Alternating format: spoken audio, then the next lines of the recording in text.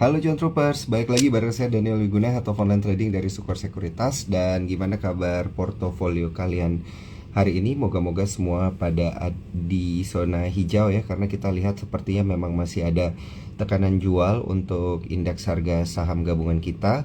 Dan ini membuat beberapa investor tentunya menjadi pesimis, tapi tentunya kita ngelihat ada pergerakan dan juga rotasi sektor gitu ya.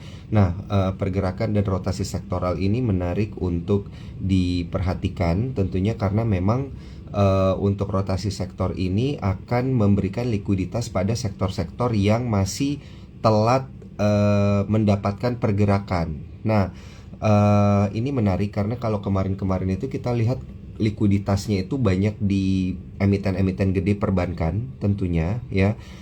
Dan kita lihat ada beberapa emiten-emiten juga yang belum mengikuti kenaikan emiten-emiten perbankan. Nah, mungkin dengan adanya rotasi sektoral ini setelah Januari effect kemarin, ini kita menuju ke bulan Februari di tengah tahun politik. Bulan Februari itu secara 10 tahun belakangan kita memang lihat kebanyakan berada di zona hijau. Semoga dengan adanya rotasi ini Februari 2024 di tengah tahun pemilu ini juga bisa berada di zona hijau ya. Dan portofolio teman-teman juga bisa ada di zona hijau. Nah, tapi hari ini kita akan lebih spesial itu ngobrol-ngobrol berkaitan dengan emiten-emiten IPO gitu ya. Tema kita pada malam hari ini adalah strategi berburu cuan pada saham-saham IPO, pada emiten-emiten yang baru saja initial public offering atau go public. Nah, ini menarik karena most probably kalau kita lihat dari awal tahun kemarin, emiten-emiten yang IPO ini di hari pertama, hari kedua banyak yang memberikan cuan arah gitu ya, arah hari pertama, arah hari kedua. Nah, tapi kerap kali beberapa emiten ini ketika sudah naik arah sekali dua kali, hari ketiga biasanya koreksi, habis itu koreksinya bertubi-tubi, tapi ada yang akhirnya naik gitu ya, naik terus dan bertahan stabil, jadi nggak semuanya koreksi. Nah, ini menarik, gimana caranya memanfaatkan peluang ini, karena di tahun 2024 ini walaupun tahun politik, yang ngantri untuk IPO itu udah banyak gitu. Perlu nggak sih kita ikutin semuanya gitu, aman nggak sih, dan berapa banyak nih duit yang harus kita keluarkan untuk mengikuti IPO ini gitu. Gimana cara ngelihatnya, apa aspek-aspek penting gitu ya, yang perlu kita perhatikan di saham-saham IPO. Nah, ini akan kita tanyakan nanti semuanya ke Om Ben ya, narasumber kita pada malam hari ini, yang akan saya undang sebentar lagi. Namun sebelumnya teman-teman jangan lupa pertanyaannya masukin ke kolom question and answer di sini untuk dijawab langsung dengan Om Ben, karena kalau di kolom komentar banyak banget yang apa nih namanya berkomentar gitu, jadi langsung hilang nanti pertanyaannya. Oke, ASI udah LP50. Oke, ini ada komentar-komentar menarik ya. Oke, langsung saja saya undang narasumber kita pada malam hari ini. Ada Om Ben di sini. Baik, mana nih?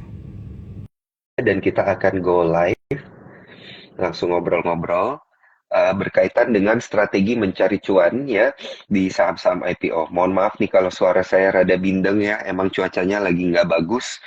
Ini jadinya rada agak flu gitu ya. Oke. Udah saya invite Om Ben, boleh coba langsung di approve. Sebentar, ini saya coba invite lagi ya. Oh, udah nih, udah ke invite.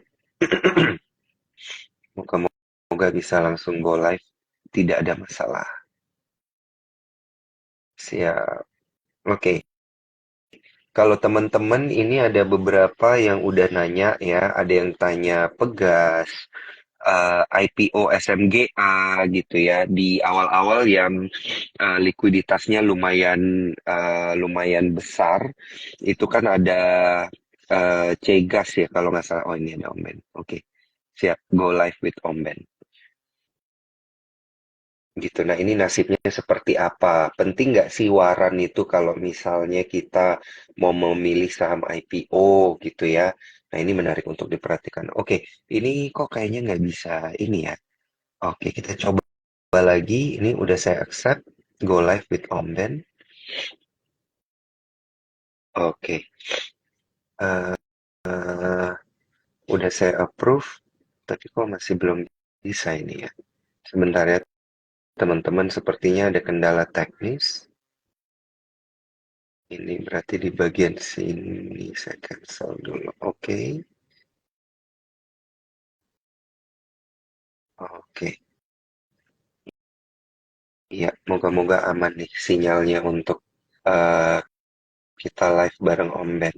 Biasa emang kalau ada kendala sinyal tuh kayak gini ya, teman-teman cuan troopers. Ini saya coba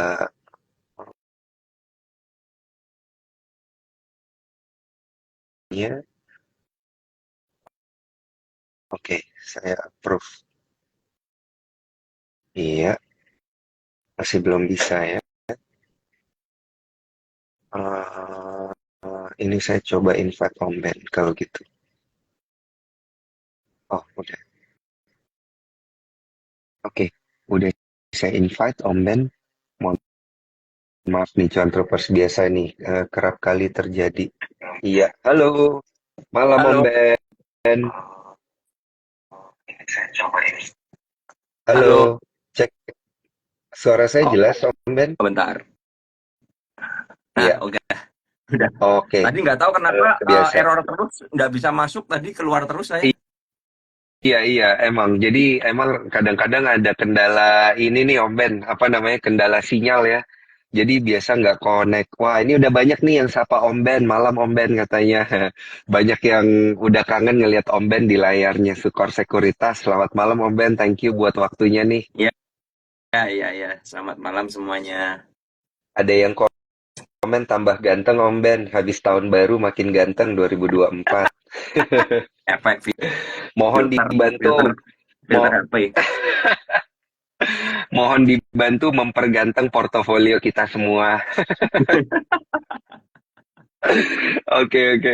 Om Ben, sekali lagi thank you banget atas waktunya. Hari ini kita bahas tema yang agak jarang dibahas sebenarnya ya, untuk membahas emiten-emiten yang IPO gitu, yang akan IPO ini sebenarnya agak jarang kita bahas. Tapi untuk mengawali Januari kita menuju ke Februari, ini kan di Januari udah banyak emiten yang IPO nih, Om Ben. Nah, Iya, iya. eh, kita akan membahas bagaimana strateginya supaya kita bisa cuan di emiten-emiten yang melantai di bursa efek ini gitu. Nah, kalau dari pandangan Om Ben sendiri ya ngelihat pasar IPO gitu di 2023 ini seperti apa nih sebelum kita membahas yang 2024, karena kan 2023 all time high ya untuk emiten-emiten yang melantai di bursa efek Indonesia gitu. Iya. Oke, jadi kalau kita review di IPO tahun 2023 ya, yang menjadi fenomena adalah sahamnya Pak Prajogo ya waktu itu di tahun 2023 ada dua emiten ya. Kalau nggak salah di kuartal pertama ada Cuan, kemudian di kuartal keempat ada Brand ya. Jadi itu adalah IPO tersukses dan Cuan yang paling sukses ya dari harga 220 tertinggi 13 ribuan ya dan sekarang di 8 ribuan. Jadi itu yang paling fenomenal ya, yang paling fenomenal. Kemudian Brand juga fenomenal dari harga 700-an, 780 kalau nggak salah, tertingginya 8.000. Artinya udah 10 kali ya, 10 kali lipat. Tapi untuk uh, yang lainnya ya, menurut saya yang lainnya ya so-so aja sih, biasa-biasa aja ya. Dan hanya menurut saya hanya bermain pendek-pendek saja ya, tidak terlalu memuaskan ya menurut saya, cuma hanya untuk trading aja. Jadi itu yang terjadi. Nah, itu di tahun 2023 nih. Jadi tetap ada peluang, cuman memang ya hanya saham-saham. Oh ya, ada satu lagi saya lupa, ada Aman ya, Aman Mineral ya kalau nggak salah ya. Ada Aman Mineral itu juga fenomenal juga tuh dari Betul, 16 aman 1690 mineral. ya. 1690 tertingginya juga 8.300 kalau nggak salah, atau 84. Nah, yang Aman Mm-mm. Mineral ini yang luar biasa banget adalah ini bandarnya menurut saya paling baik ya, di mana di pooling ya dan penawaran umumnya itu dikasih banyak banget ya. Kalau nggak salah dikasih 8% atau 10% kalau nggak salah, saya lupa. saya juga dapat banyak, cuman gara-gara dapat banyak ini jadi takut ya, akhirnya jadi takut. Tapi ternyata harganya dijagain di harga IPO ya, bitnya ditebelin banget ya, ditebelin banget dan perlahan naik pelan-pelan tuh, pelan-pelan, pelan-pelan, pelan sampai ya sampai beggar ya, sampai luar biasa naik 5 kali lipat ya seperti itu. Itu yang menurut saya fenomena ada tiga, cuman yang lain ya biasa-biasa aja seperti itu. Oke, berarti tadi ada brand, kemudian ada Aman Ya, Mineral, sama satu lagi yang disebutkan Om Ben tadi, cuan, cuan, Cuan Petrindo ya. Jaya. Ya, Petrindo berarti ini di apa namanya mayoritas emang emiten-emitennya Pak Prayogo Pangestu ya. iya, iya, Didominasi iya. oleh emitennya Prayogo Pangestu. Oke, ini banyak banget yang kasih komentar. Ada Kak Alin, ada Bro Emil juga. Thank you ya udah join untuk nonton IG Live bareng Om Ben pada malam hari ini. Nah, Om Ben, ini kan mayoritas emitennya Pak Prayogo dan bahkan di 2024 ini emiten-emitennya Pak Prayogo ini masih top gitu ya, masih liquid gitu untuk ditransaksikan oleh para investor dan juga para cuan troopers gitu. Nah, kalau Om Ben lihat sendiri, apakah ini expected gitu? Jadi maksudnya itu adalah apakah di 2023 Om Ben itu memang udah mengetahui gitu kayaknya di 2023 ini bakal ada emiten yang kayak Prayogo atau ini sebenarnya kayak anomali gitu di 2023. Anomali IPO Menurut, lah ya kita iya, bilang. iya, iya. Menurut saya, jadi begini. Saya waktu itu pernah bikin konten tentang cuan ya di bulan April kalau nggak salah saya ada di Thailand waktu itu saya masih keep tapi saya nggak expect banget bahwa bakal gila-gilaan ya rally-nya ya bakal gila-gilaan seperti itu. Jadi saya sudah buang sebagian besar di harga seribuan waktu itu seperti itu ya tapi nggak expect tapi ternyata dari saya lihat anomalinya ternyata memang dari pihaknya Pak Prajogo itu belum mendistribusikan barangnya bahkan menurut saya sampai sekarang mostly belum belum mereka buang karena dengan kepemilikan termasuk yang di Cuan ya di saham Cuan itu punyanya Pak Prajogo yang gede banget di sana itu ya 90%-an seperti itu kan. Lebih dari 90%. Jadi sepertinya memang ingin didistribusikan ke asing seperti itu ya entah lewat MSCI, LQ45 dan lain sebagainya. Jadi menurut saya itu yang buat anomali seperti itu. Nah, yang sebagai contoh adalah Aman Mineral ya. Aman Mineral ini yang sudah berhasil buang ke MSCI ya sebagian ya. Kita ngerti waktu rebalancing tiba-tiba pakai broker CC ya. CC-nya jualan gede banget ya. Harga dari 8.000 dibanting ke 7.000 atau 6.800 saya agak lupa itu. 7.000-an ya sekitar itu jadi dibanting masif ya dan jualan gede-gedean dan transaksinya sampai triliunan jualannya. Jadi itu yang sebagai contoh bahwa target mereka adalah buang ke asing seperti itu ya. Jadi tapi yang punya Pak Prajogo ini kan belum ya, brand ini belum masuk ya, belum masuk. Sepertinya Februari juga belum, cuan juga mungkin belum lebih lebih telat lagi ya menurut saya cuan. Jadi ya ini ada anomalinya seperti itu. Jadi karena pingin buangnya ke asing dengan market yang gede, dengan bobot yang sangat besar sekali, mustahil untuk bisa buang ke Indonesia. Apalagi saya dengar brand itu fund nggak dapat ya, katanya fund-fund lokal nggak dapat. Artinya ya memang didistribusikannya nanti seperti itu. Jadi ini yang buat anomali. Ini yang sedikit berbeda lah seperti itu. Oke. Oke, oke, oke, menarik ya. Memang ada strategi-strategi khusus gitu ya yang dikeluarkan sebenarnya untuk emiten-emiten ini sukses IPO-nya. Dan tentunya ini yang menarik untuk kita perhatikan nanti akan kita tanya lebih jauh lagi Om Ben. Nah, namun sebelumnya ini banyak banget komen-komen menarik katanya kalau Om Ben IPO banyak yang mau HK, emitennya OMBN katanya. Oke, oke.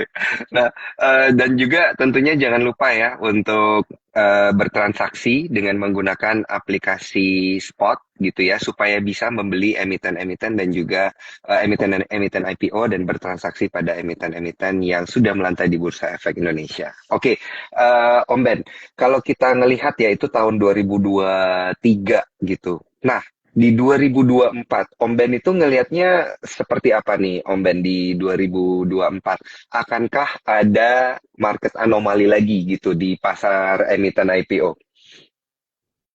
Menurut saya selama ada satu perusahaan ya yang dimiliki oleh konglomerasi seperti itu ya saya bilang ya pasti akan ada anomali lagi. Tapi kalau yang IPO adalah perusahaan-perusahaan biasa ya mungkin UMKM atau perusahaan-perusahaan yang standar-standar aja ya kadang-kadang ada perusahaan-perusahaan yang saya juga nggak ngerti ini perusahaan apa, kemudian ada beberapa waralaba seperti itu yang menurut saya kita nggak bisa mengharapkan ini bakal booming banget seperti brand cuan dan lain sebagainya karena kepentingannya berbeda, modal mereka berbeda, ya kan jelas beda seperti itu. Tapi kalau nanti sampai ada misalnya ada konglomerasi yang mau IPO, ini menurut saya menarik sih. Jadi saya belum tahu apakah ada. Saya dengar sih katanya dari Pak Prajogo mungkin masih ada lagi beberapa perusahaan yang mau di IPO-in ya seperti itu ya. Semoga ya kita tunggu aja karena itu bisa jadi anomali lagi seperti itu. Tapi kalau ya perusahaan biasa menurut saya ya kita nggak bisa expect sampai 10 kali lipat dan lain sebagainya. Seperti itu.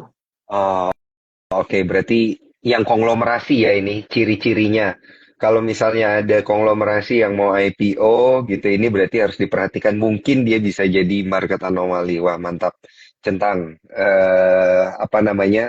Ciri-cirinya satu yang bisa kita ambil gitu ya. Nah, Om Ben, kemudian kalau kita ngelihat di tahun 2024 ini, dari sisi sektoral gitu. Kalau tahun 2023 kemarin kan market anomalinya yang pasar IPO banyak kan dari eh, komoditas ya, sektornya komoditas gitu. Kalau di 2024 ini sektor yang menarik gitu untuk diperhatikan yang mana? Karena siapa tahu ada emiten-emiten yang berkaitan dengan sektor tersebut yang mau IPO gitu ya. Itu bisa jadi salah satu pilihan menarik juga nih untuk dibeli oleh para cuan troopers.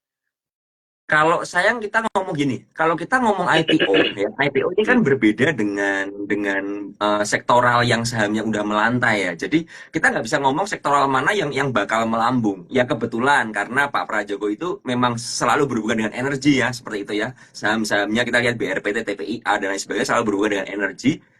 Dan kebetulan Aman Mineral itu juga ya ada dengan pertambangan kan mineral seperti itu kan. Jadi ya mungkin itu yang membuat apa ya naik seperti itu. Tapi seandainya nih kasarnya seperti Pak Prajogo punya punya perusahaan lain misalnya bergerak di sektor properti atau mungkin yang lain, kesehatan, farmasi dan lain sebagainya, saya rasa juga akan sama kan seperti itu. Jadi yang saya lihat di sini adalah bukan di sektoralnya, tapi the man behind the stock ya. Jadi orang yang dibalik sahamnya ini siapa? Seperti itu ya. Jadi itu yang membedakan. Kita nggak bisa ngomong kalau memang oh ini kan akhir-akhir ini juga ada nih ya beberapa saham yang berhubungan dengan pertambangan kan mining kan seperti itu ya kita lihat ya ada beberapa lah yang ngurusin biji-biji nikel seperti itu. Tapi karena orang di baliknya itu berbeda ya kan dengan tingkat kepentingan yang berbeda dan modal yang berbeda tentu saja hasilnya akan berbeda. Jadi kalau IPO itu saya lebih melihat the man behind the stock-nya itu siapa ya itu yang utama yang kuncinya di situ karena kalau orangnya ini memang benar-benar orang yang powerful banget ya orang-orang yang memang dari track recordnya kita ngerti Pak Prajogo itu track recordnya sangat bagus sekali dalam buyback sahamnya contoh sebelum mereka listing ya kita lihat BRPT ini kan selalu di buyback nih jadi kalau teman-teman bisa cek di keterbukaan informasi atau mungkin di beberapa sekuritas yang ada insider info dan lain sebagainya itu ada ya Pak Prajogo selalu rutin dan kita lihat di news juga ada ya Pak Prajogo beli balik jadi ini Pak Prajogo ini punya track record yang bagus sekali makanya saya bilang ya karena orangnya memang hebat ya seperti itu ya maka sahamnya juga tentu saja hebat tapi kalau orangnya berbeda akan berbeda seperti jadi bukan bukan dari sektornya kalau saya lihat ya. Oke, berarti bukan dari sektornya gitu ya, tapi tadi Om Ben sempat bilang dari konglomerasi, dari track recordnya juga seperti apa gitu ya. Wah, ini menarik banget untuk diperhatikan. Udah banyak banget ini yang nanya gitu ya, dari apa namanya, dari kolom komentar dan juga dari kolom question and answer ini seru banget Om Ben. Ada yang nanya-nanya berkaitan dengan emiten yang akan IPO dan yang sudah IPO di 2024. Nah, ini salah satunya adalah Cegas gitu ya. Tapi kayaknya yang Cegas ini agak di tengah ini, agak di tengah baru kita omongin boleh ya Om Ben ya, Boleh, ini boleh. supaya makin panas dulu gitu ya.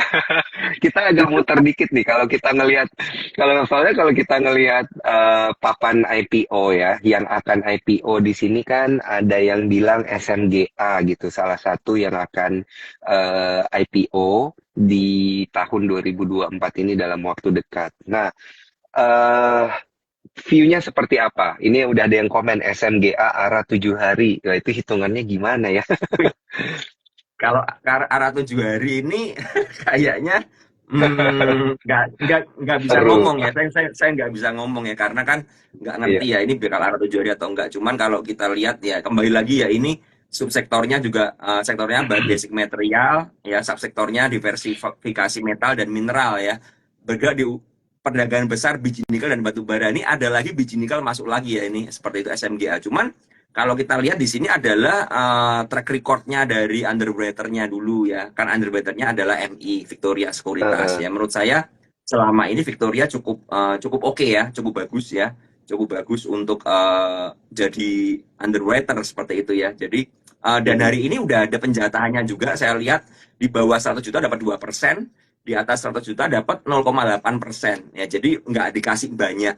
Nah, cuman permasalahannya adalah urusan arah nggak arah ini kita nggak Heeh. bisa nentuin kecuali kita adalah bandarnya ya. Atau kita mungkin salah satu saudara dari perusahaan itu yang berkepentingan, mungkin kita ngerti oh ini bakal arah atau bakal diguyur dulu. Jadi seperti itu. Jadi kalau ngomong bakal 7 kali arahnya saya nggak ngerti, tapi saya saya pribadi jujur ya, saya selalu bilang Iya. pada teman-teman, saya tidak akan pernah ngantri beli saham IPO di market di ARA. Ya, karena kalau Mm-mm. saya ngantri sama saja saya tuh kayak setor kepala aja gitu loh. Kalau sampai keguyur ya, ya saya yang kebantai kan begitu kan. Sedangkan di atas-atas kita ini adalah antrian-antrian para sultan, para orang-orang hebat lagi yang di atas kita sebagai retail ya kan seperti itu ya, yang mereka bisa antri duluan kan begitu kan. Nah, kalau mereka keguyur, mereka nggak kuat, yang terjadi apa? Mereka guyur kita, seperti itu guyur kita para retail-retail yang Hmm. lucu-lucu ini kan. Jadi ya, menurut saya sangat tidak bijak sekali untuk ngantri di arah seperti itu ya, karena ya tentu saja teman-teman risknya gede banget karena ya sekarang kita lihat ya, ini kalau dari SMGA begini IPO-nya di harga 105, berarti Mm-mm. kan arahnya 35% nih, seperti Mm-mm. itu ya. 105 tambah 35%. Berarti kalau seandainya keguyur ya, ke bawah itu kan loss-nya kan cukup gede banget tuh ya. Kalau sampai kita nggak cepet-cepet cut loss, atau Iya. kita nggak gesit ya, nggak bisa cut loss, nyangkut dan sebagainya, ya akan beresiko. Nah, dari track record apa ya, beberapa IPO yang barusan terakhir ini ya, dari akhir November, Desember ya seperti itu, kebanyakan sahamnya jarang yang langsung kunci arah bener-bener rekat. Ya jarang Mm-mm. banget. Saya jarang Mm. menemukan yang bener-bener kunci arah. Mungkin hanya 1 sampai 3 Oke. emiten aja kalau nggak salah ya seperti itu ya, yang benar-benar dikunci arah, hari kedua baru kebuka kan seperti itu. Tapi rata-rata hari pertama itu nggak, kadang-kadang ada yang nggak sampai arah, ada yang arah terus diguyur ya kemudian diarahin lagi ya, itu yang pola-polanya. Makanya dari sini untuk SMGA saya lihat bagus ya, ini bagus. Cuman ya kalau beli di market hati-hati jangan beli di arah gitu aja. Jadi Mm-mm. kalau misalnya ada guyuran ya kita bisa lah ya beli pelan-pelan ya, cari cari area-area pantulannya dengan disiplin ketat dan money management seperti itu. Jadi SMGA menurut saya oke. Saya sendiri pesan di IPO-nya, IPO-nya saya pesan ya, tapi dapatnya Iya. dikit seperti biasa ya. Jadi kalau saya, menurut saya kalau saya memang hari pertama nggak arah ya saya akan buang dulu mungkin untuk beli lagi di bawah seperti itu. Jadi ya, tapi track Oh, recordnya oke. sepertinya SMGA ini cukup oke sih. Harusnya sih hari pertama arah harusnya ya. Cuman ya kita lihat di market seperti apa ya, begitu. Hmm. Oke, oke, oke, mantap Om Ben. Tadi yang paling pertama Om Ben perhatikan itu adalah brokernya dulu ya, underwriter-nya siapa gitu Ya. ya, yang perlu diperhatikan gitu ya. Jadi itu penting banget ya, berarti ya Om Ben ya kalau ngelihat underwriter-nya itu siapa untuk emiten-emiten IPO-nya gitu ya. Karena kan banyak yang bilang selain kita perlu ngelihat underwriter-nya, katanya underwriter mah nggak apa-apa gitu. Yang penting nanti siapa yang bakal supirin gitu. Nah ini menurut Om Ben gimana nih? Menurut saya perusahaan yang bagus tidak akan memilih Heeh. underwriter yang track record-nya kurang bagus. Itu aja. Itu Oke. penting banget. Karena kalau saya punya perusahaan ya, misalnya ada satu underwriter yang memang track record-nya jelek ya, cuma untuk buang barang aja. Saya punya perusahaan bagus sih, Mm-mm. saya nggak akan mau menyerahkan ke underwriter yang tidak punya track record yang bagus. Karena apa? Karena ya saya ingin perusahaan saya ini punya punya kredibilitas yang bagus di depan publik. Itu sesimpel itu aja menurut saya. Jadi uh, memang memang begini, kan ada beberapa underwriter yang 50-50 ya, ada yang kadang-kadang dia bagus, ada yang dia jelek kan seperti itu. Tapi kalau kita lihat ada yang underwriternya ini memang selalu dari track recordnya 80% sahamnya selalu diguyur ya, berarti saya akan lebih main aman menghindari seperti itu ya. Dan itu yang membuat saya cukup selamat dari guyuran-guyuran IPO yang terakhir-terakhir ini, karena ini guyuran cukup kejam-kejam kan. Tapi ini Iya. yang bikin saya selamat adalah seperti itu. Dan yang harus dimengerti lagi adalah SMGA ini salah satu pemegang sahamnya adalah Seger ya, SGER ya, Sumber Iya. Global Energy seperti itu. Kalau kita lihat dari track recordnya Seger ya, Seger ini juga dari IPO pertama di tahun 2021, 2020 ya, ini juga menurut saya arah ya, ini arah sebentar, ini arah berapa kali nih? 1, 2, 3, arah 3 kali diguyur hari keempat ya. Jadi dari Seger itu dulu seperti itu ya. Tapi artinya nggak bisa jadikan patokan ya, karena di tahun 2020 ARB-nya cuman ARB 7% ya, bukan ARB simetris Mm-mm. seperti sekarang ya. Jadi nggak bisa jadi patokan, tapi dengan kepemilikan owner yang sama ya, biasanya pergerakan sahamnya tidak jauh berbeda seperti itu. Jadi makanya Iya. saya juga memilih untuk berani beli ya, karena ya ada pertimbangan seperti itu. Selain ya jelas kalau kita baca di keterbukaan informasi di prospektusnya itu ya, kita bisa lihat lah ya banyak hal ya yang menurut saya masih cukup oke lah. Tidak ada hal-hal yang terlalu tricky banget di sana seperti itu. Baik. Wah, luar biasa Om Ben. Jadi ini langsung banyak yang komentar-komentar loh.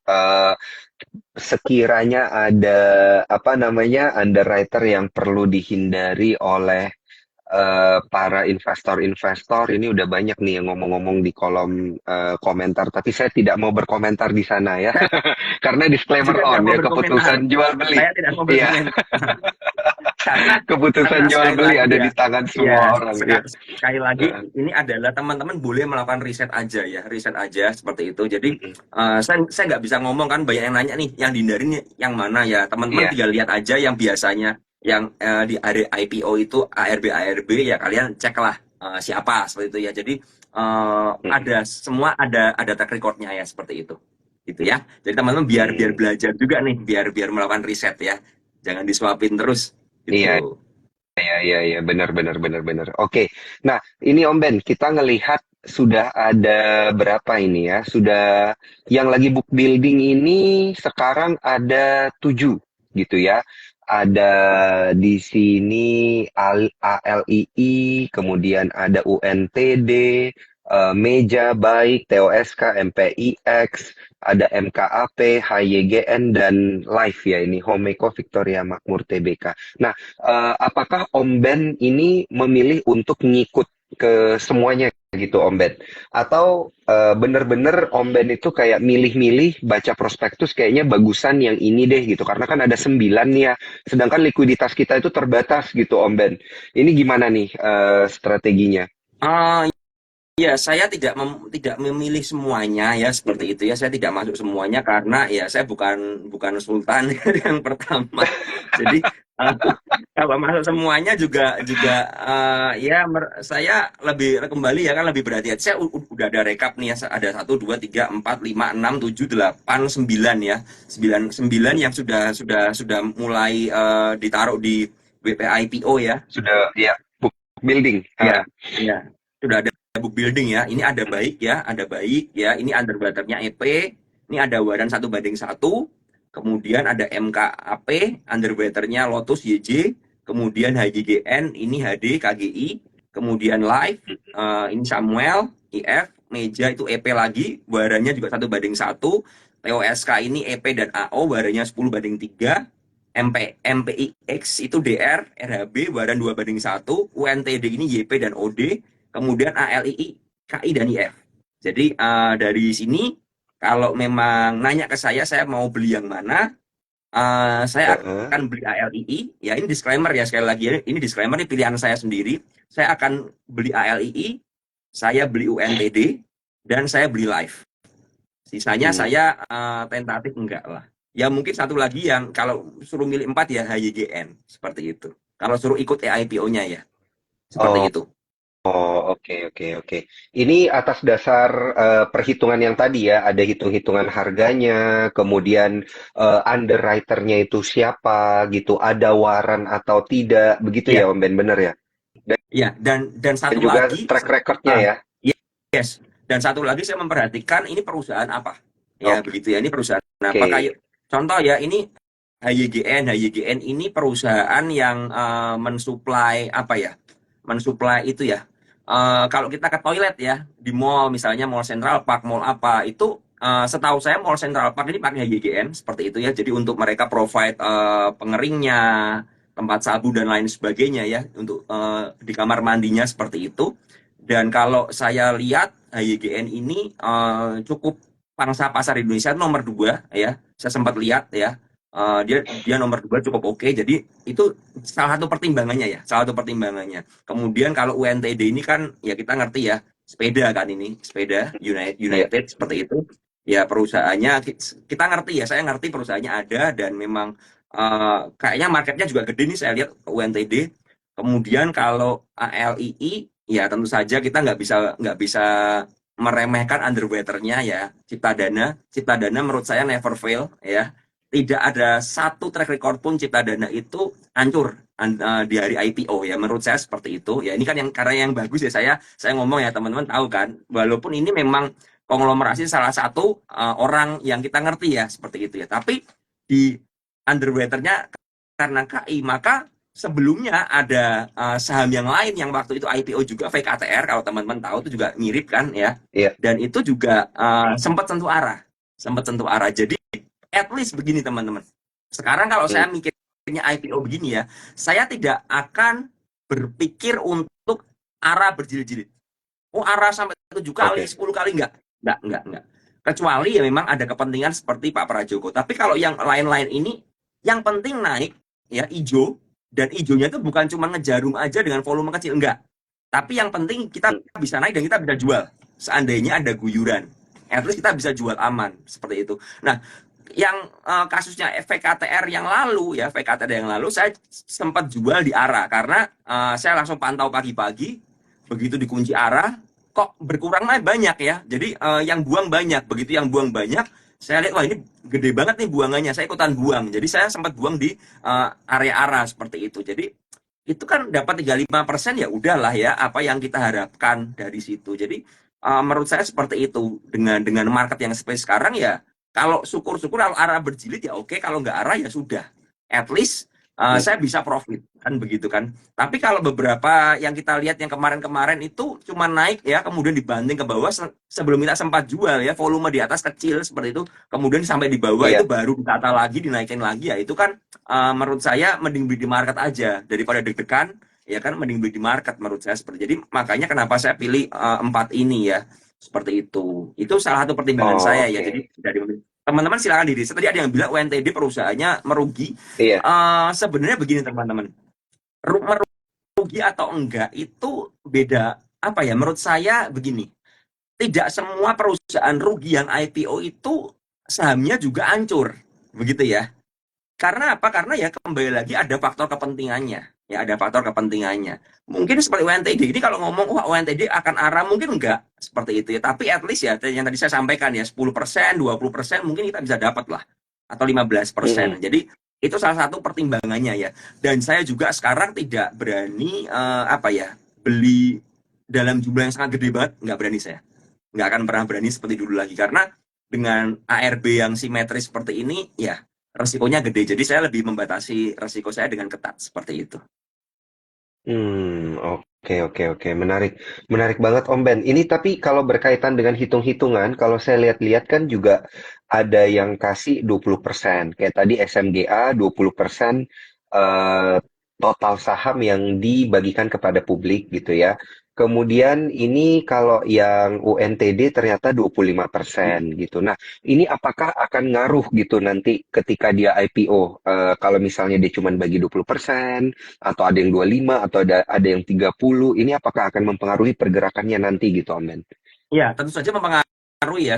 Sebenarnya semakin kecil yang dibagikan ke publik berarti kan market makernya menguasai barang lebih banyak kan. alias mereka bisa lebih Ya. mudah mengontrol harga. Tapi semakin gede yang dibagikan ke publik, misalnya 25 atau 30%, berarti barang yang tercecer di retail adalah semakin banyak.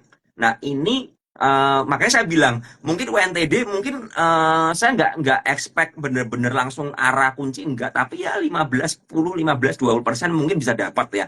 Seperti itu Hmm. kan, karena ya apalagi ini joint underwriter ya, ada dua, YP sama OD, seperti itu. Iya. Tapi sekali lagi, dua underwriter ini menurut saya juga nggak pernah fail banget ya. OD dan YP ini menurut saya cukup cukup oke lah, cukup oke ya. Terakhir kemarin ada satu emiten yang ada OD-nya juga ya, menurut saya masih oke ya, masih bisa bisa naik. Saya lupa emiten apa ya kemarin yang barusan listing ya. Cuman salah satunya juga di underwriter OD seperti itu ya. Masih oke, masih masih kita bisa dapat profit dan memang dijagain harganya seperti itu. Tapi kembali lagi ya, semakin banyak yang dibagi ke publik berarti likuiditasnya harus semakin gede kan. Iya. Berarti kan marketnya gede banget nih. Ya, artinya ya kita nggak bisa mengharapkan market makernya untuk bikin arah. Karena untuk bikin arah berarti kan butuh uang yang lebih besar lagi untuk nahan gempuran Betul. orang yang jual di hari pertama. Karena makanya menurut saya ya kita nggak bisa expect yang terlalu berlebihan ya seperti itu. Oke, oke Om Ben. Quick question ya. Ada yang bagi waran, ada yang nggak bagi waran gitu. Tapi ketika kita lihat yang bagi waran ini, ternyata misalnya underwriter-nya itu underwriter yang agak ngeri. Nah, yang nggak bagi waran ini ternyata underwriter-nya itu underwriter yang aman lah gitu istilahnya ya, yang pergerakannya itu sudah lumayan terjaga, bisa kita lihat track recordnya. Nah, Om Ben bakal pilih yang mana nih? Yang waran apa yang tidak waran? Saya lebih lebih condong ke yang track recordnya bagus Oh, seperti itu. walaupun dia nggak bagi waran ya, Om Ben ya. Iya. Karena begini ya. Jadi ini Heeh. sedikit tambahan. Ini ada dua emiten yang kebetulan underwriternya sama dengan waran 1:1. Iya. Ini personal opinion saya ya, disclaimer on sekali lagi. Menurut saya lebih menarik untuk beli warannya di hari perdagangan market. Mm. Karena kasarannya begini, kalau warannya 1:1 berarti kan jumlah induk dan warannya banyak. Nah, sedangkan Iya. waran itu adalah seperti kupon yang ada masa kadaluarsa yang tidak berharga. Biasanya menurut saya emitennya ini akan lebih condong untuk buang warannya dulu dibandingkan buang induknya. Ya, jadi Oh, oke. biasanya yang terjadi Paham, paham. seperti itu. Kenapa? Karena ya mereka ingin membuat waran yang mereka dapat secara gratis ini jadi duit kan. Artinya kan harus Mm. digoreng. Ya kan, kasarnya seperti itu kan, harus dinaikkan harganya, harus dimainkan kan. Nah, jadi menurut saya dua waran ini bakal menarik dan bakal volatile. Tapi sekali lagi ingat ya, waran ini resikonya sangat besar ya, Mm. nggak main-main ya. Kita ngerti cegas waran kemarin sempat berapa ya? Coba saya lihat, cegas waran itu sempat kalau nggak salah 70 atau 80 atau bahkan lebih 100. Coba sebentar. Saya cek dulu ya. Cegas Baik, waran. menarik nih. Iya, cegas waran. Saya Oh, jadi cegas ingat waran itu ceritanya. sampai 200. Oh, Sampai sampai 200, 200 ya, 212. gila. 212 gila ini. Nah, Iya. waran sampai 212. Artinya apa? Kalau kalian nggak disiplin FOMO ya, ya udah siap-siap dibantai aja ya. Sekarang posisinya di 35 ya. Kalau Anda beli di Mm. 200, turun ke 30 berarti loss-nya berapa besar? Dan ingat Iya. ya, waran ini arahnya ada ya, arahnya adalah 1 tick di bawah induk aturannya, tapi nggak ada ARB-nya. Jadi Mm. seandainya dari harga 200 langsung turun ke harga 10 bisa nggak? Bisa banget. Ya, Mm. bisa banget. Jadi ini adalah salah satu resikonya. Ya, jadi kalau teman-teman nanti beli waran atau apa ya, trading waran ya, hati-hati karena ini benar-benar tidak mengenal batas bawah.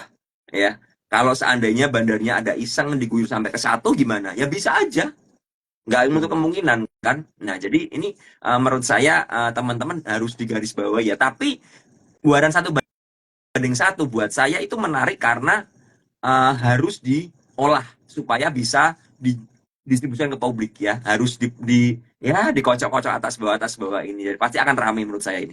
Cuman saya nggak ngerti apakah induknya akan dikunci arah untuk ngeluarin barangnya atau enggak, saya nggak ngerti ya, saya nggak ngerti ya. Cuman Oke. hati-hati banget ya. Saya lebih lebih prefer Oke. ya nanti lihat barangnya di market lah ya seperti apa ya. Kalau ada bantingan-bantingan dijagain ya, masuk kecil-kecil lah buat cari uang jajan aja lah. Begitu. Oke oke Om Ben, sebelum saya pindah ke pertanyaan yang paling ditunggu-tunggu sama para cuan troopers, ini saya kembali mengingatkan, jangan lupa screenshot Instagram live kita pada malam hari ini, karena 5 orang yang beruntung akan kita kirimin buku The Art of Investing. Nah, di dalam buku The Art of Investing itu ada ceritanya Om Ben juga gitu ya, memulai menjadi professional trader seperti apa. Caranya gampang banget, screenshot Instagram live kita pada malam hari ini, tag ke Sukor Sekuritas, tag ke Om Ben Trader, tag juga ke Dan Wiguna, ke saya gitu ya. Ada 3 aja tagnya, dan 5 orang yang beruntung akan mendapatkan buku The Art of Investing. Oke, Om Ben, saya pengen tanya nih pertanyaan yang udah banyak banget yang tanya berkaitan dengan Cegas gitu. Nah, Cegas ini kan kemarin sempat udah sampai di 1.000 ya kalau nggak salah ya, intraday ya, pergerakan intradaynya. Warannya tadi udah disebutin, ada di 212 gitu. Nah, hari ini tutup di harga kisaran 320-an rupiah per unit sahamnya. Nah, ini pandangannya Om Ben gimana nih ke depannya nih untuk emiten Cegas? Karena kemarin juga turnovernya sempat ngalahin BCA, BRI, Mandiri, itu 1,1 triliun itu turnovernya. Iya, iya, iya. Ya, itu gila sekali sih menurut saya. Iya. Jadi menurut saya sih, jadi gini, saya ini ya udahlah karena kalian nanya di sini, saya sebenarnya mau bikin bikin konten soal ini, cuman ya udah kalian nanya di sini ya saya akan jawab ya di sini. Teaser-teaser dikit ya, Ya, teaser dikit Om Ben. bisa. Menurut saya PO udah kelar jualan. Hmm. Maksudnya kalau kalian begini ya, dari hitungan ya, saya sempat tadi comparing net sell-nya broker PO di Waran dan di Induk ya. Ini kita Mm-mm. punya perbandingan 2:1 di Cegas ini. Di Cegas Waran ya, di Cegas Waran ini kalau kita tarik Broksum dari awal dia listing ya sampai dengan terakhir ya, PO itu net sell 1,99 juta lot ya, 1,99 juta lot ya, dengan average net sell-nya 57 nih ya, kasarnya seperti itu ya.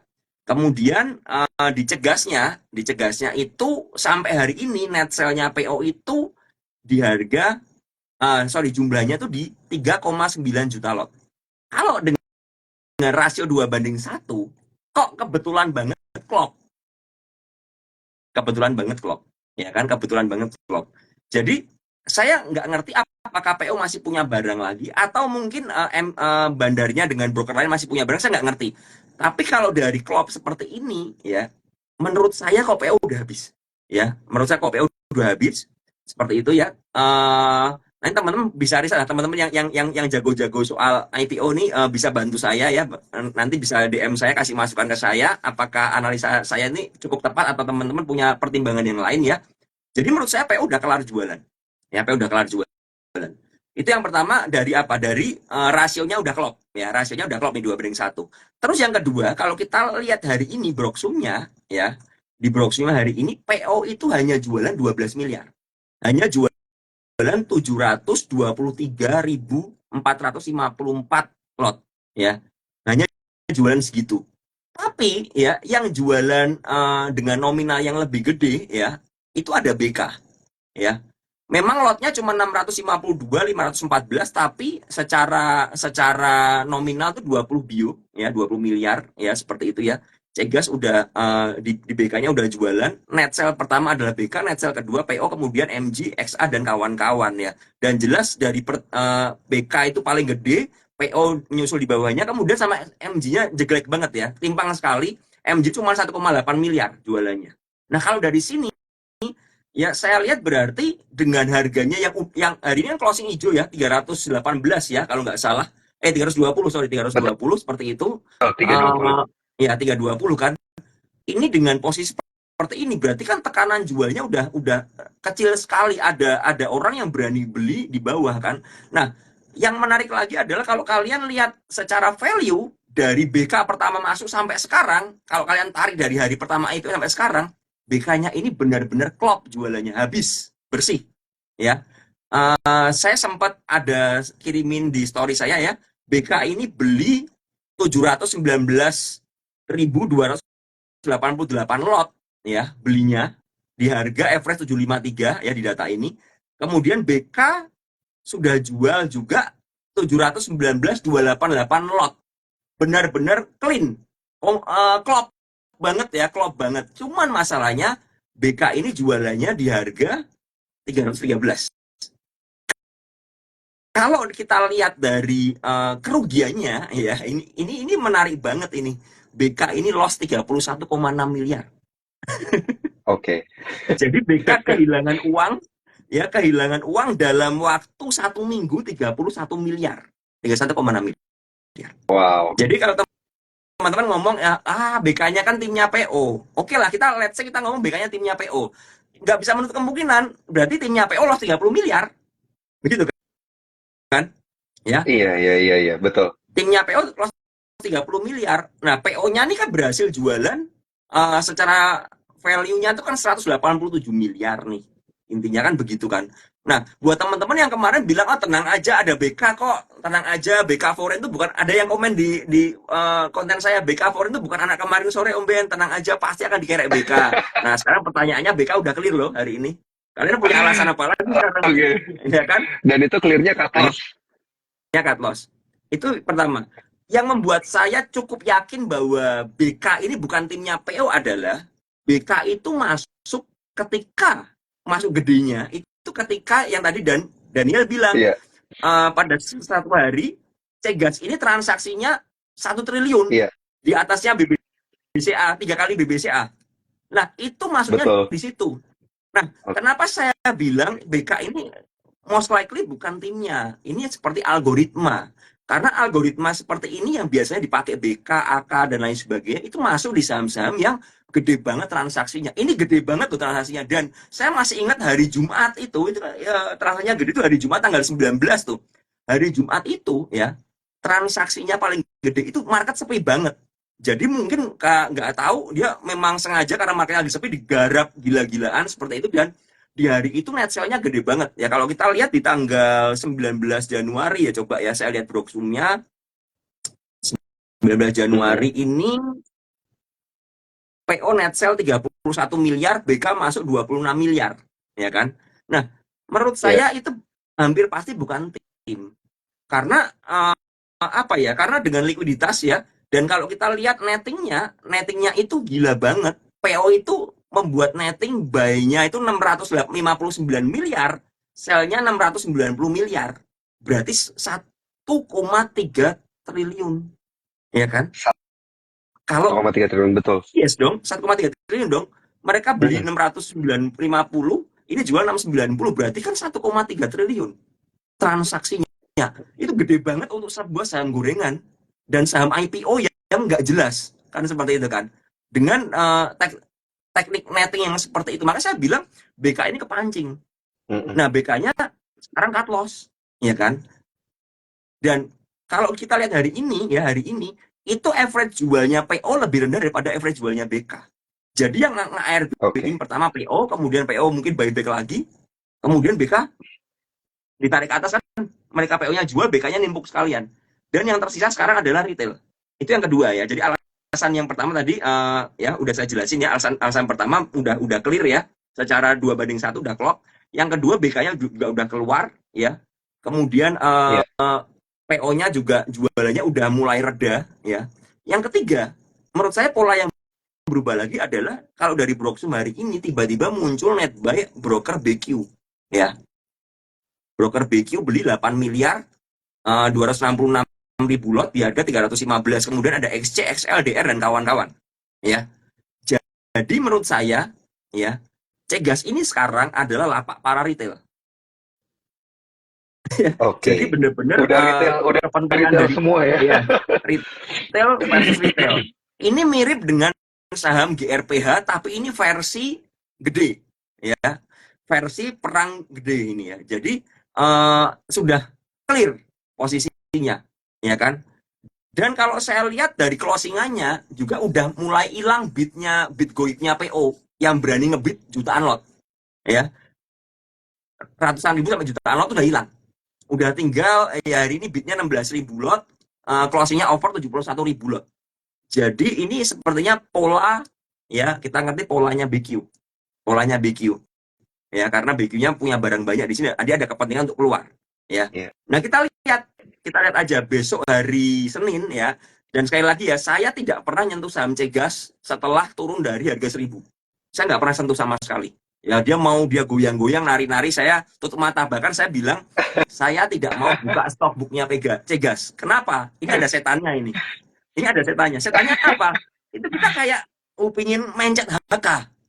Pingin buy, pingin Iya, buy iya. rasanya ya. Betul, Cuman betul, setelah betul, buy kok betul. deg-degan. Nah, jadi saya daripada psikologi saya terganggu, rusak seperti itu, lebih baik saya menghindarin. Ada saham-saham lain yang oke lah hari ini ya, yang masuk LQ45 yang oke, saya beli di sana aja. Ini dia biarin lah, dia menari-nari ya, udah naik turun ya, udah nggak karu-karuan. Dari ARB sentuh arah, kemudian sentuh ARB lagi, kemudian balik ke hijau lagi, ya udah. Saya udah tutup mata, saya udah nggak ngerti. Tapi kan setelah ya ini kembali lagi, ini disclaimer on ya, buat saya pribadi, Heeh. Cegas adalah lapaknya retail sekarang. Ya, jadi retail versus retail silakan beradu di sini ya, perang sendiri gebuk-gebukan. Siapa yang punya duit lebih banyak ya dengan strategi lebih matang, dia akan menang. Tapi menurut saya nggak akan bisa naikin ke atas. Karena apa? Oke. Karena barang yang kececer di publik udah banyak sekali. Ya, jadi Hmm. untuk menaikkan ke atas butuh powernya PO lagi. Entah dia pakai seragam apa, kita nggak ngerti. Tapi butuh yang namanya akumulasi ulang di bawah untuk buyback. Sekarang pertanyaannya begini, Om Ben, apakah ada kemungkinan dia akan balik ke 1.000?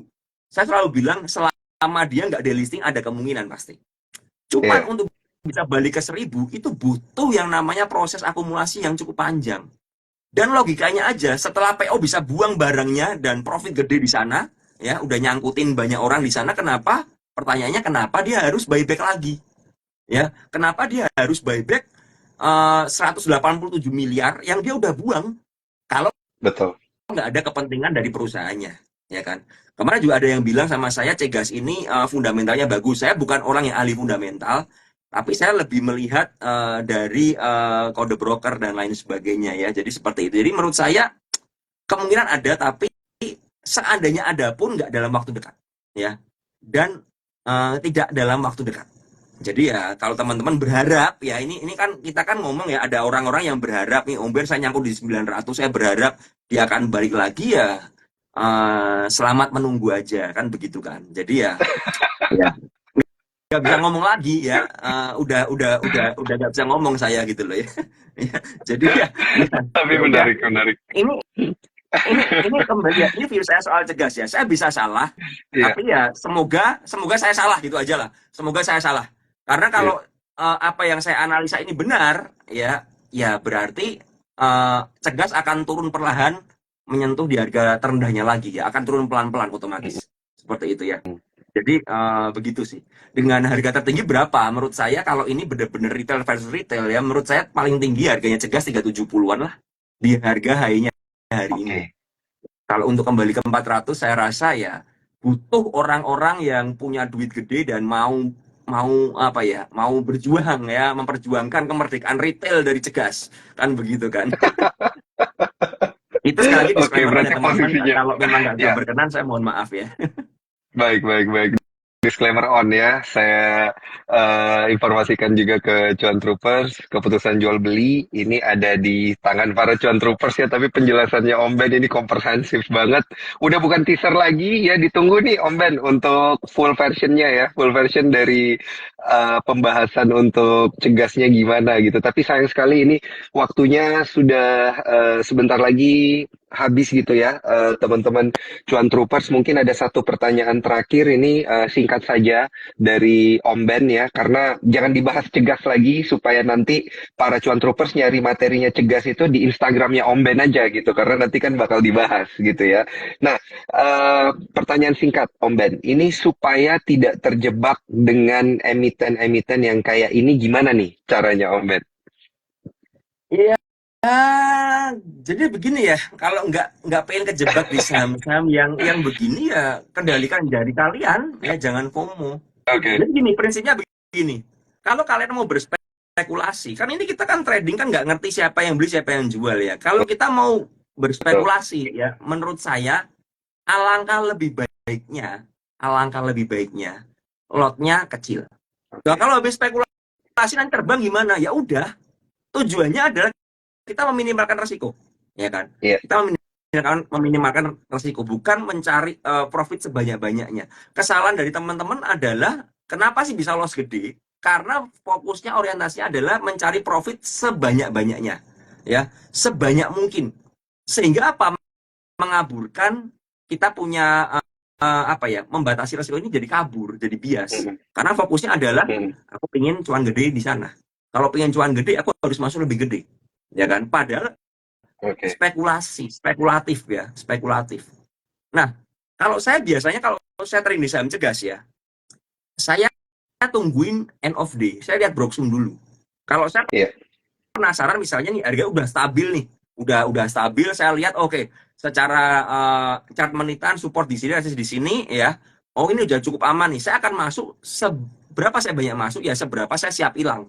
Begitu. Nah, tapi ketika udah ada Broksum, oh nih misalnya PO nih beli nih gede banget nih PO beli, berarti kan ada potensi bisa naik kan karena PO beli kan.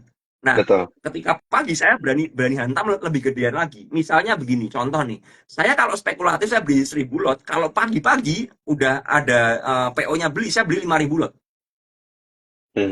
Saya berani lebih banyak. Karena apa? Saya punya dasar landasan, ya kan? Kenapa waktu saya bikin konten yang waktu cegas di setelah hari Jumat yang lalu ya, setelah end of day BK beli PO-nya jual gede, saya langsung bilang besok ini mampus ini kelihatannya nih. Karena apa? Karena Baik. polanya udah berubah lagi. Yang biasanya PO Iya. beli. Bahkan di hari Kamis kalau teman-teman perhatikan ya, PO hari Kamis itu cuma netting. Tidak ada penambahan barang. Dia berhasil menaikkan harga, tapi dia nggak nambah barang. Ini jagonya PO. Ya, PO ini hebat banget menurut saya. Ini bandar yang sangat jago sekali. Jadi mereka bisa netting, ya, tapi harga bergerak naik. Ya, Iya. harganya bergerak naik waktu itu kan. Nah, dia bisa menaikkan 22%, tapi nggak nambah barang. Artinya apa? Artinya barangnya dia tetap. Nah, ketika udah ke Kamis ini aja, saya udah mulai tanya, ini udah mulai bahaya. Karena PO-nya udah nggak beli lagi. Jumat dia naik lagi, PO-nya jualan, ya udah. Apalagi kita ngerti nyentuh 1000, ya Baik. kan? Nyentuh 1000, yang kita ngomong ya resist lah ya.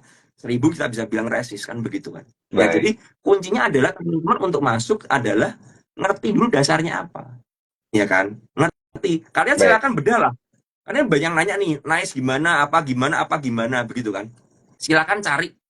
Kalian lihat siapa buyer, siapa seller, cari kalau bayarnya ini underwater-nya siapa, apakah ini broker yang pakai underwater-nya, apakah pembeliannya dominan atau enggak, kalian bisa cari semuanya, apakah penjualannya masif atau enggak. Nah, kalau ada yang beli dominan, ya ada chance untuk harganya naik gitu aja. Kalau sellernya udah dominan, ya hati-hati disiplin, kan begitu. Dan sebenarnya saham, seperti teman-teman bilang, saham cegas ini itu baik loh bandarnya menurut saya. Ya memang dia sadis ya. Baik. Dia turunnya tajam sekali waktu dari 1000 dulu. Saya lihat sendiri ada guyuran dari harga 900 ke 700 itu longsor cepet banget. Tapi nggak langsung kunci ARB loh waktu itu. Baik. Dan setiap hari cegas ini ada kebukanya dikit, ya. Ada kebukanya. Artinya apa? Kalau teman-teman mau jualan bisa. Tapi permasalahannya ketika ada kebukanya ini bukan malah jualan malah beli. Kan cilaka kan? Yang terjadi kan seperti itu nih. Kalau teman-teman nyangkut ini. Iya. Saya pikir rebound omben habis saya beli dikunci 2 juta lot. Langsung dikunci 2 Baik. juta lot jebret, ya kan? Beberapa hari seperti itu kan. Nah, jadi ya untuk menghindari kekunci ya udah kalau Berarti udah sahamnya turun ya harus, jangan sampai jatuh lah. iya, Tunggu dia rebound harus hari ini itu ya. lebih aman ya. Kalau hari ini lebih aman kan? Betul. Ya memang Betul. kembali lagi kita nggak bisa dapat harga terbawah. Baik. Kalau ada teman-teman yang posting ya, kalau ada yang posting saya beli di harga ARB di hari ini berapa hari? Di 200 berapa hari ini? Di 220-an ya. 222. Iya. Oh, saya biasa beli 222. Kemudian saya jual di harga 350. Coba buka lotnya. Saya yakin nggak akan berani beli gede. Iya. Kalau ada yang beli gede gila aja itu orang berarti. Tapi Betul. kebanyakan belinya Baik. kecil, spekulatif aja ya. Artinya apa? Ya kembali lagi ya. Kalau kita spekulatif ya kan, kecilin pembelian Baik. kita. Karena kita tidak punya dasar. Kita tidak punya dasar Oke. sebenarnya. Kalau kita punya dasar, Baik. bolehlah kita beli dengan lot gede. Itu cara menghindari kejebak misalnya seperti ini ya. Semoga nggak ada yang kejebak lagi ya ke depannya. Mantap. Gitu. Mantap banget Om Ben, keren keren keren keren. Untuk konten lebih lanjut nanti ada di Instagramnya Om Ben ya, para Cuan Ya, Troopers. Dan tentunya ini karena keterbatasan waktu, saya takut nanti tiba-tiba diputus sama Instagram nih, sisa 20 detik. Saya ucapkan terima kasih banyak Om Ben atas waktunya untuk Instagram Live kita pada malam hari ini. Thank you juga Cuan ya. Troopers gitu ya. Sampai jumpa ya Om Ben di kesempatan berikutnya ya untuk kita Instagram Live. Thank you Om Ben. Thank you, Dan. Ya. Bye bye.